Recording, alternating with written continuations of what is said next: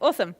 Okay, so, right, so how many times, I guess, have we booked a place or, thought about going somewhere and we're like, this is what it looked like when we jumped online. We're like, this is where I'm going. It looks like this. It's so beautiful. I can't wait. And then we get there and doesn't quite meet our expectations.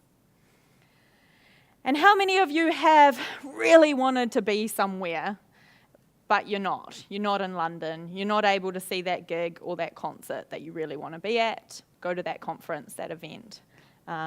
Instead, you're kind of like this, which is me every night, mostly, with a phone normally in my hand, dreaming about that.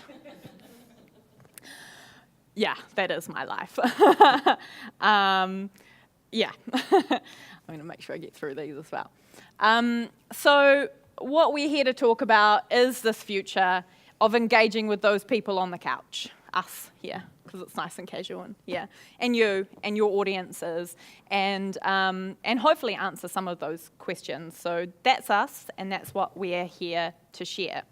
So meet Anton. Hi, I'm Anton. I'm the COO over at Mixt. So we're a AR/VR 360 production studio.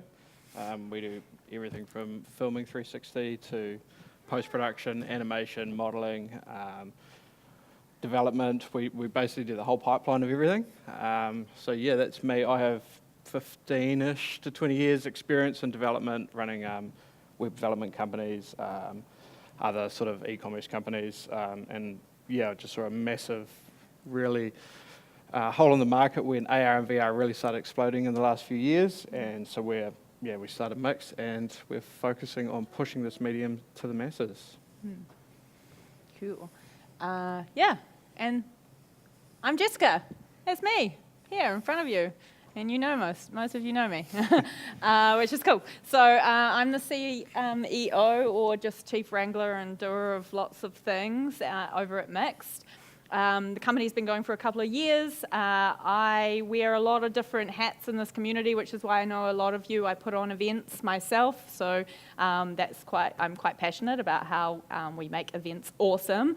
Do things like Mary with Lux does, really bring together all of those disciplines to create incredible experiences for people that they both feel and learn at the same time. I guess for me, my background is I studied television production and film and went into theatre and did a lot of that, and then ended up moving into technology for 10 years and have been working in tech hubs, helping startups, particularly in the digital creative sector, grow and scale, and looking at how we in New Zealand can create our own IP, how we can collaborate together, how we can grow a sector which is very early stage, how we can support each other, and internationally how we can position ourselves as creative, boundary-pushing thought leaders that are doing super interesting things, particularly here in Wellington, which is my hometown and I am passionate about. So that is me, and we are Mixt, and I don't know if I know how to play this. What do I do? What do I push to make it play? Do I push the green button? He's nodding. Oh, is there going to be sound? That'll be a surprise. If there's sound, that's going to be cool, but if not, that's fine. Okay, so this is our show reel. I'll just talk over it. No. So this is giving you a little bit of a glimpse of the work that we have been doing over the last 2 years.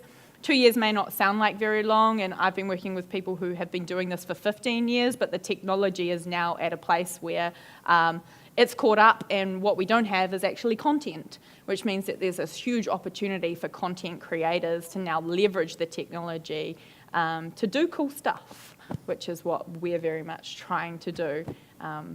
But again, it's much more than just cool. I know that that's one of the things about, this, and it's cool talks, but really a huge part of what we're trying to do is push that and make it about people and learning and education and solving really interesting problems using the technology. So we're trying to move out of the gimmick, out of the perception that virtual and augmented reality is just about the games and entertainment industry and start to educate and move people into the opportunities that it offers around education, learning, health and safety, accessibility, the opportunities that it offers in there. And of course here, I'm going to make a bit of an assumption, but it'd be good to know that most of you are interested in events and conferences and destinations, so we'll try to keep a bit of a focus on that, but very open to kind of talking about other things. So a lot of you here are already working in it, so again, I'm going to apologise if I'm going to go through some of the basics, but I know there's some people in the room that are going, what is she even talking about? You showed me some stuff. What is that? So we're just going to talk through what it is first and some of those basics and then some of those applications. So virtual reality. Actually, that picture's great because you can even see what we've got here in front of us, which is the VR headset. And this one is what we call a standalone virtual reality headset. And when I say standalone, there's no wires, it doesn't have a phone plugged in, put in it. And this is very much where a lot of the work that we're doing is because it is very accessible and it's not expensive, which is an important thing. So virtual reality is the content that we put in this headset is generally a 3D computer-generated environment.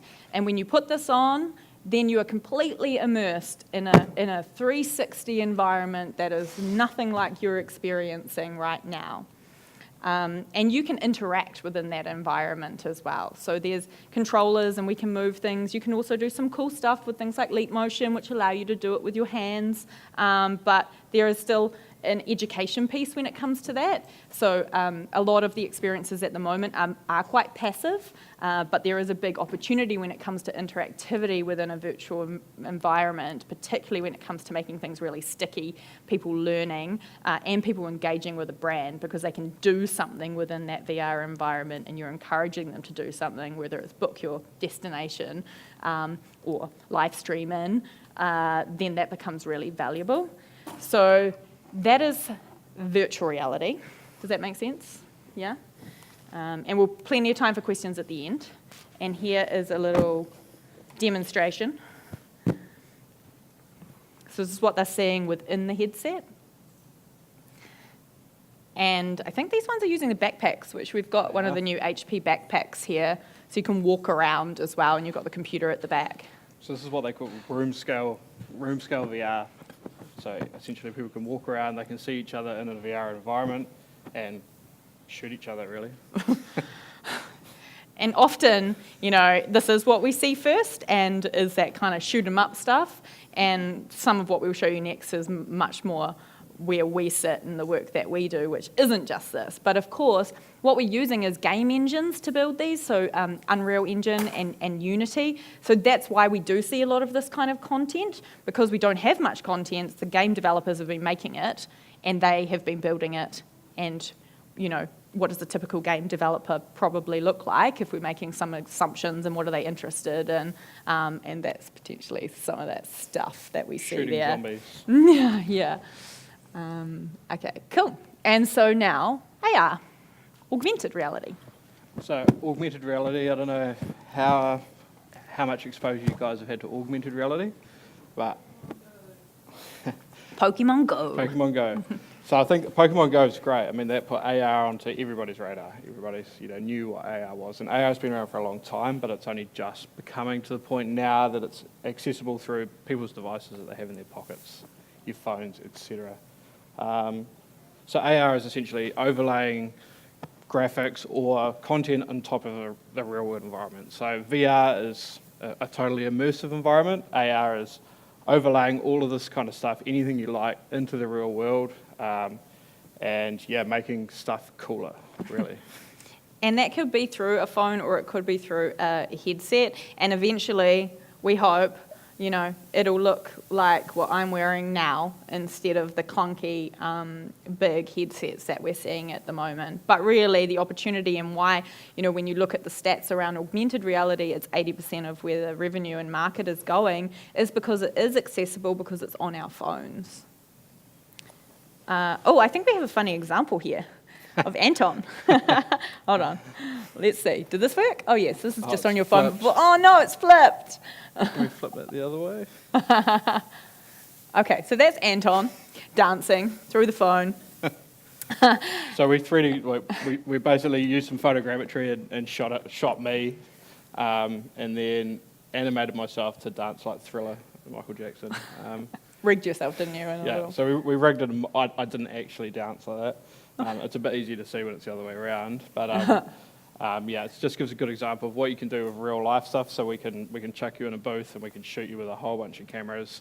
So we don't have to 3D model you, we can just run a couple of textures and then put you into a real world environment and basically do whatever we want once we rig you and animate you, which is awesome. And it's potentially scary as well, Yeah. especially when you think about that and artificial intelligence. But we're not going to go down that route, but it is an interesting one to consider. Because you can go down a whole sort of route. I mean, if you scan Tom Cruise, then you don't need to pay actors anymore, you can just animate them to do whatever you want.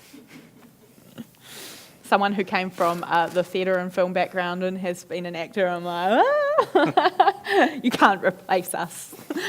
We can. There was panic in the US recently about whether Justin Timberlake music video was going to also have Prince appearing in hologram format. And of course, Yep. it was dead and Yep. so unfortunately no appearance. But technically, they could Yeah. have done it. They could've done it. Absolutely, perfect example. And I've Yeah. done it a few times. I mean, they did it with Tupac a few years ago, and it was with a hologram on stage at Coachella. Yeah. And I mean, that was from some very early stage stuff, but it's getting a lot better now. Yeah. So then the other one is 360 video. So I guess 360 video, you've probably all maybe experienced 360 video to some degree. So 360 video can be shot on consumer level cameras. You can get some pretty cheap sort of cameras that do everything for you, or you can get some fairly heavy multi-camera rigs, which require quite a lot of post-production. Now we do a lot of 360 video ourselves, which really you can put someone in an environment that they're never going to be in. So we've got one here that, have we got a video of that one? Which? Oh, no. Not yet. No. So I mean, you can put people in any environment. So I mean, for tourism, it's a massive thing. You can really put people in an environment so they can see exactly how it is in that real time. So instead of that rubbish dump beach that we turned up to, what you're seeing right there, nothing has been edited in that shot. That is something that we shot ourselves on our 360 camera at Rotorua. And then what we've done is we've overlaid some digital information about that.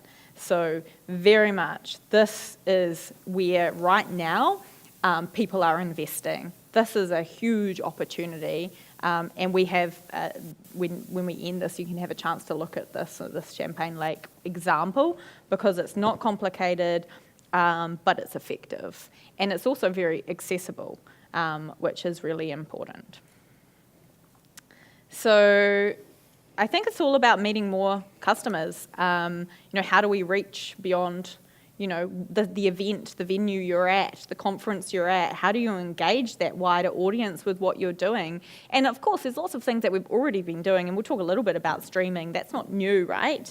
And neither is, storytelling and using digital mediums to do that.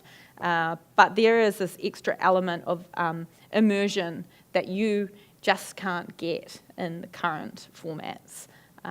So here is a little video, hopefully it plays. Just showing a little bit about the future of destination marketing. Sound would be awesome. I'm not that great a singer, so I would sing over it, but...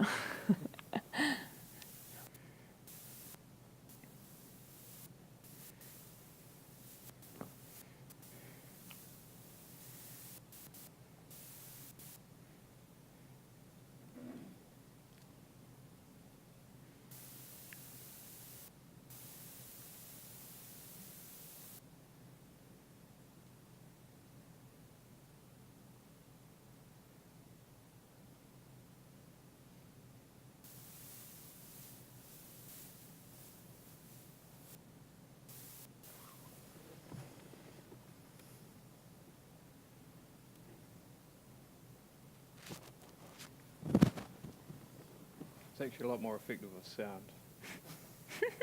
You can sing. I can whistle. Do you have footage that's actually better physical, non-jumpy quality? Because Yep. I've got friends who've got motion sickness who wouldn't be able to actually enjoy that. Yep, we definitely do. So I mean, it comes down. A lot of that comes down to what camera rigs you're using, Yeah. your frame rates. Quite a lot of things really go into it. You can actually train your brain as well. So the first few times that a lot of people jump into VR, especially if it's a moving VR scene, they'll get sick. And you can make people sick straight away. I've got a couple of videos. I could make probably all of you sick in a couple of seconds. But it comes down to just really the industry's quite new when it comes down to figuring out what makes people sick. And it's all about your inner ear and frame rates and a lot of other technical boring stuff. That's right. Yeah. Yeah, so trying to understand who your audience is and making sure that you get the right height where you can when you're shooting. So that's, there's a whole lot of different skills that it takes to film in 360. It's actually one of the reasons that a lot of theatre actors and directors and producers are kind of moving into this as a medium because they, understand what it's like to do more than just go, I'm looking here in this little box. That's not the experience I'm creating. It's a whole thing. It's the same with, with museums. You're creating a whole experience, not just this one thing.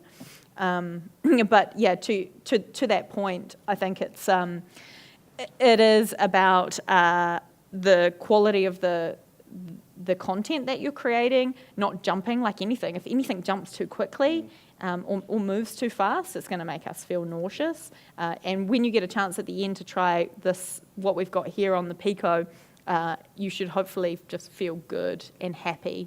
And that's one of the really amazing things about virtual reality is that you could be anywhere. We're sitting here and I'll take you to a beautiful beach in Abel, Tasman, and you will hear that and see that and you will feel like you were there. But you're not, so you probably want to go there. So how do you book it? You can book it in there. And that's what's awesome. And then I guess the other great thing is that in terms of, as a marketing tool for places, we have these, there's 6 million plus of these Google Cardboards out in, stats probably even higher than that now, out in the world.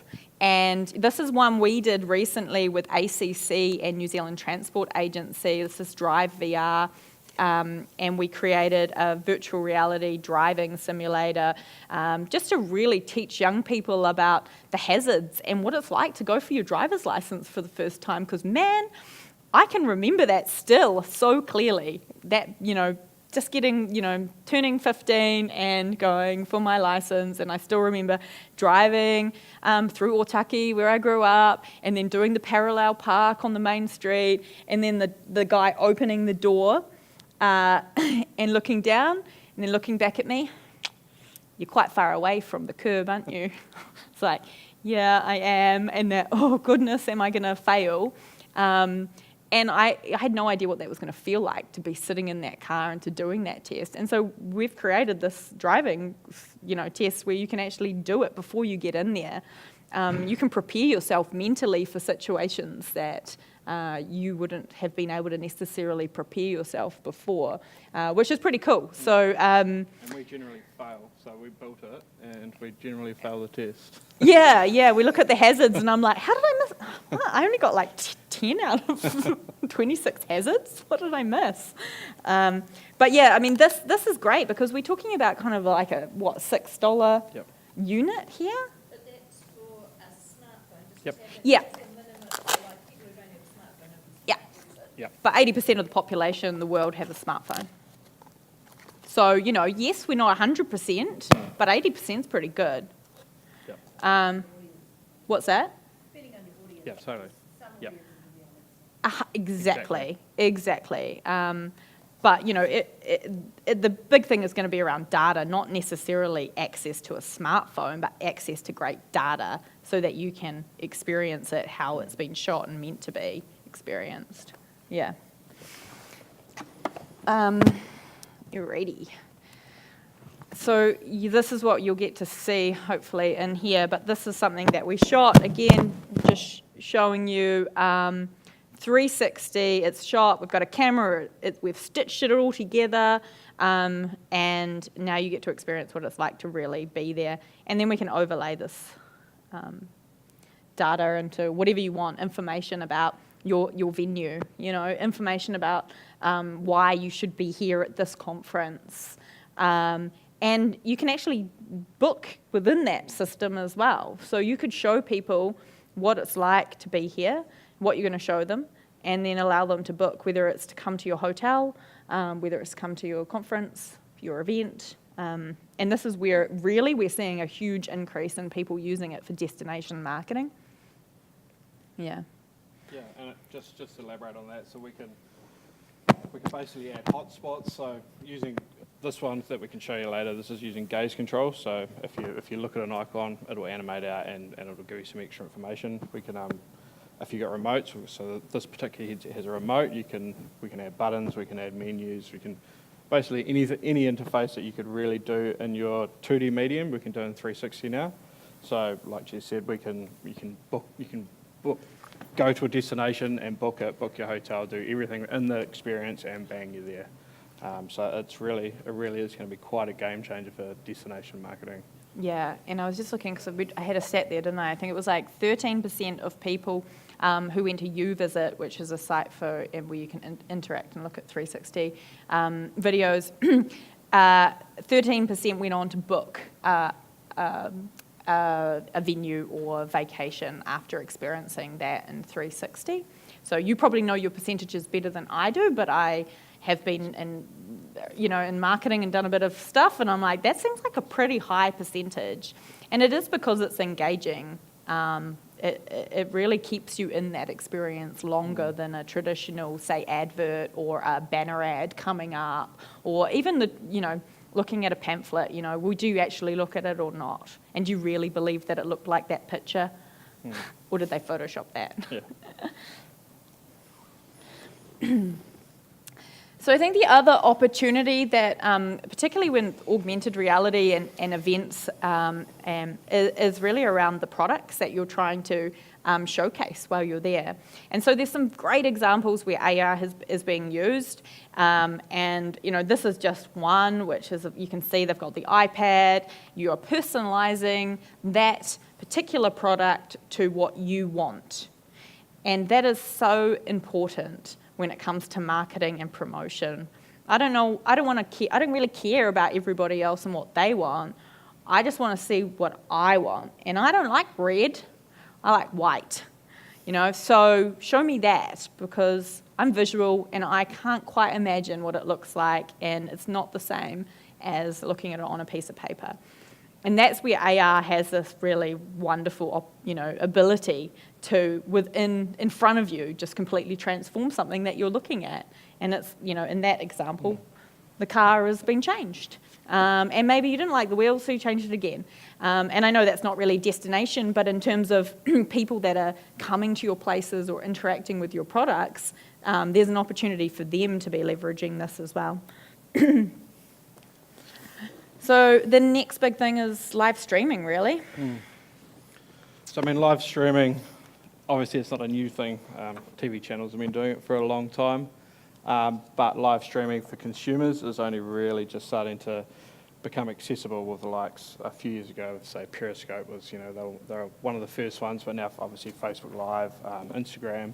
So basically anybody now can live stream their life, and they do. And we don't all want to watch all of those people do that. We don't. But it gives a massive insight into people's lives, and it's going to become huge, especially once technology really starts catching up and bandwidth and all that good stuff catches up. We can do some pretty cool things. There's an example here of Elon Musk. He just live streamed sending his own car into space. This video is a little bit long. Is it playing? Did I play it? Playing? Oh, no. But so essentially, they live stream from space, and his car's flying off towards some asteroid belt because they stuffed up some calculation somewhere. But so that's going to be forever flying around playing Space Odyssey and hopefully live streaming. The stream's still up now, so you can actually, if you go and Google it, you can see the stream of his car flying towards an asteroid belt. Pretty cool. Which is eh? pretty awesome. You know, So cool. It's mind blowing what we can do with technology now. Oh, there you go. You got it. It did move. It was playing. It was just, you know. Yeah, Absolutely. and that's his plan. So I mean, you know, for myself, I do quite a lot of live streaming for a lot of 2D live streaming, and I think it's pretty awesome that he's live streaming it going through an asteroid belt pretty soon. Obviously, that's 2D live streaming. So then we get into some 360. No. Oh, no. Nah, it doesn't go to 360. So we don't have an example of 360 now, but that's because it's not really quite there. Quite there. It's not quite there, but I mean, you can 360 live stream for some small cameras, like you get your thetas and your sort of your consumer level ones, which stitch on board. So stitching is when you obviously, if you have multiple cameras, you have to stitch those two images together to make a whole image. There's consumer level cameras that can do it now, and they do a semi good job.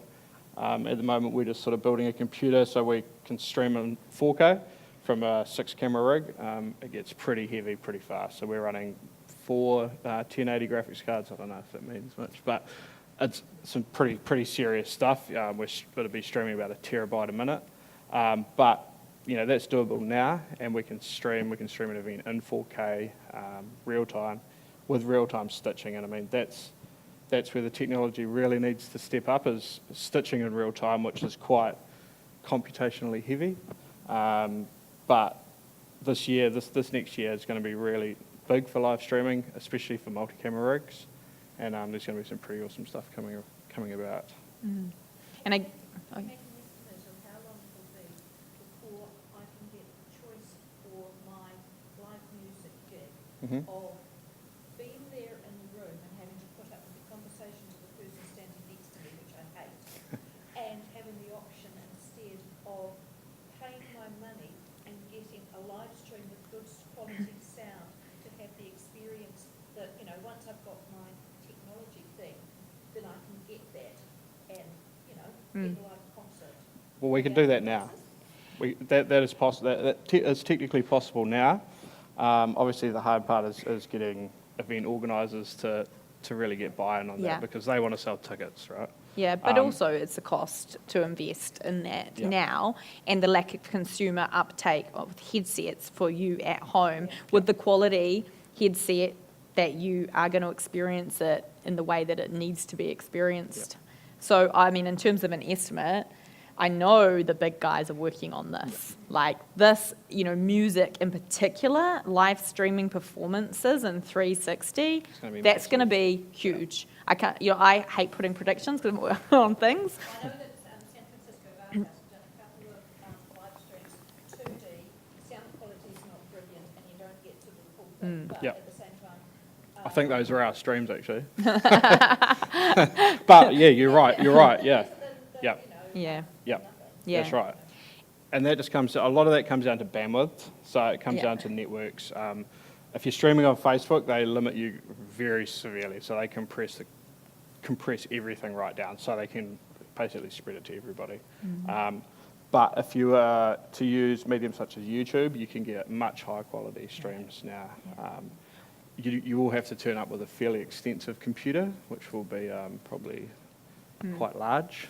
But you can stream in 4K with 320 sound, and it will sound great. Who I think should be planned to part of it is actually ACC and the health system, so that you've got somebody going out and recording walking the trail, doing the whole thing in 360, so that when a person is disabled through paraplegia, through accidents, through whatever thing, they've actually got access to a digital library that can give them those experiences as part of their rehab. And that's going to be a massive, massive market. I mean, The well-being and healthcare is a huge area where VR and, as you say, and those 360 experiences add so much value. I think we'll probably be looking at the big guys who are going to try and commercialise on this, and you'll be paying a subscription like you pay for your Netflix. and you will have, and we will be at a stage where you do have a good system at home. You're not expected to have a gaming computer and, and therefore something like an HTC Vive or a Sony PlayStation or whatever, that you could have something like this one that I've got here. So it's coming.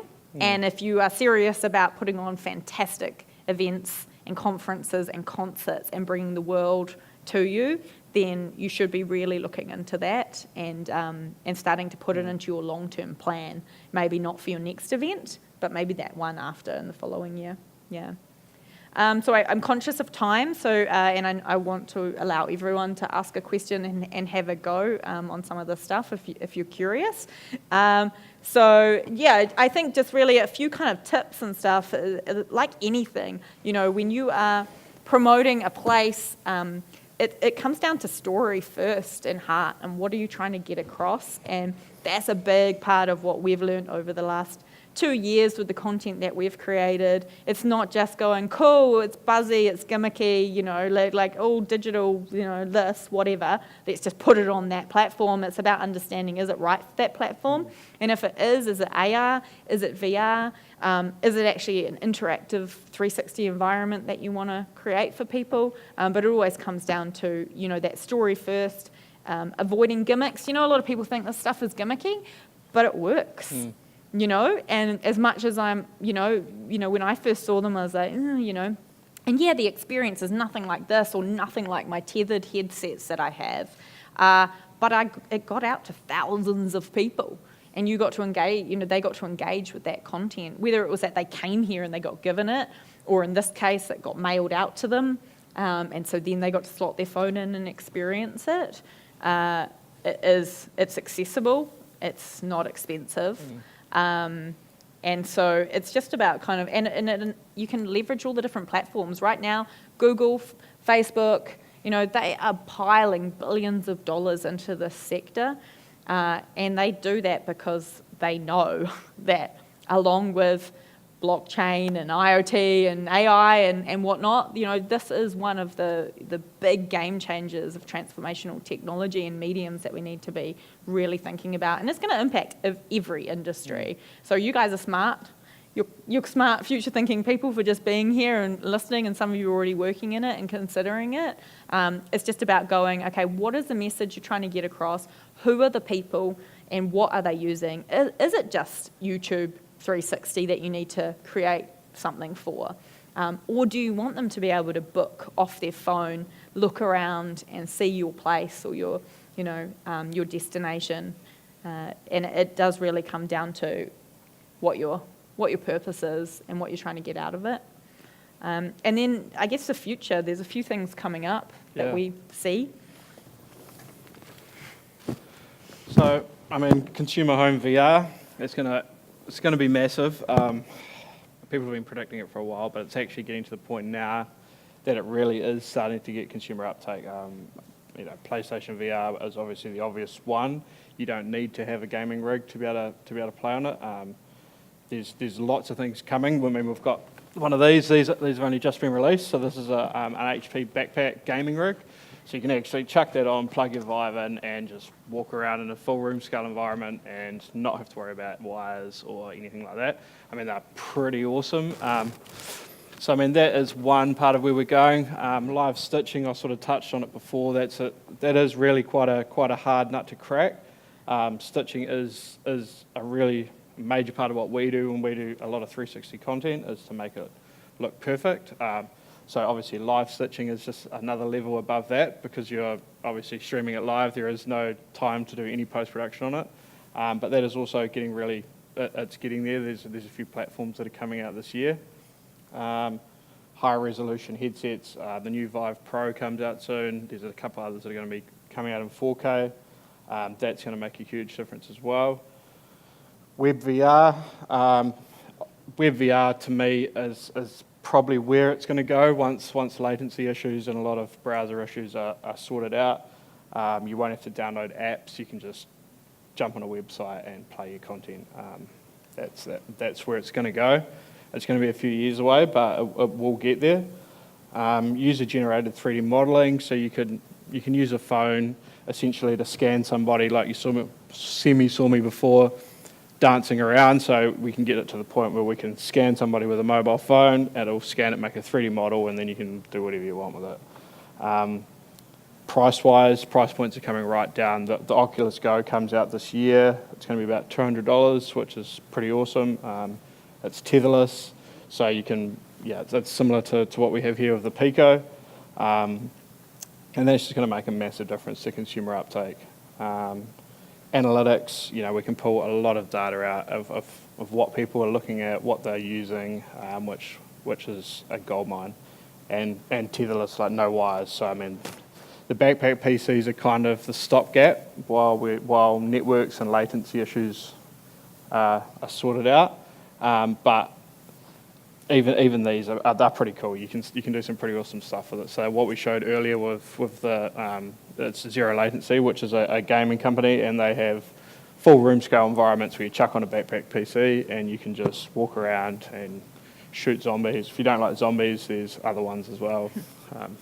Mostly zombies. But yeah, so I mean, it's going to be massive. The next couple of years are really going to be game changing. And I think I'm pretty excited for where we're going. Yeah. Cool. So I think we've got a tiny bit of time for questions.